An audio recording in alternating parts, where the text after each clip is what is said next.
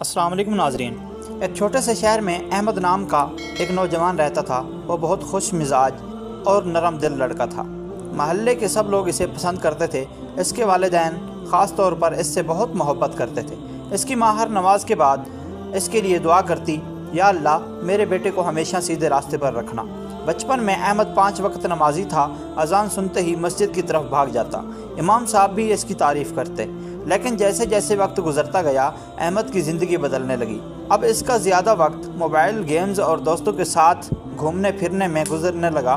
پہلے اس نے صرف فجر کی نماز چھوڑنی شروع کی، پھر آہستہ آہستہ دوسری نمازیں بھی چھوٹنے لگی۔ جب اذان ہوتی تو اس کی ماں پیار سے آواز دیتی، احمد بیٹا نماز کا وقت ہو گیا ہے۔ احمد جواب دیتا، امی ابھی پڑھ لوں گا، لیکن وہ ابھی کبھی نہیں آتا تھا۔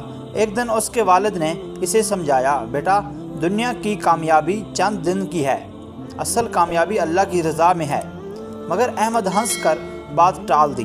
پھر ایک رات احمد اپنے دوستوں کے ساتھ دیر تک باہر گھومتا رہا۔ گھر واپس آیا تو بہت تھکا ہوا تھا۔ اس کی ماں نے کہا، بیٹا کم از کم عشاء کی نماز پڑھ لو۔ احمد غصے میں بولا، امی پلیز مجھے سونے دیں۔ یہ سن کر اس کی ماں خاموش ہو گئی اور آنکھوں میں آنسو لے کر دعا کرنے لگی۔ رات کے تقریباً 3 بج رہے تھے۔ اچانک احمد کے سینے میں شدید درد اٹھا۔ اس کی سانس رکنے لگی۔ وہ گھبرا کر زور زور سے اپنی ماں کو پکارنے لگا، امی امی مجھے بچا لے۔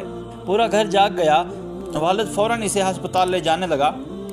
راستے میں احمد مسلسل روتا رہا، امی مجھے نماز پڑھنی ہے، مجھے ایک موقع اور چاہیے۔ اس کی ماں مسلسل دعا کرتی رہی، لیکن ہسپتال پہنچنے سے پہلے ہی احمد کی آنکھیں ہمیشہ کے لیے بند ہو گئی۔ پورے گھر میں کوہرام مچ گیا۔ اس کی ماں بار بار صرف یہی ایک بات کہہ رہی تھی، کاش میرا بیٹا نماز نہ چھوڑتا۔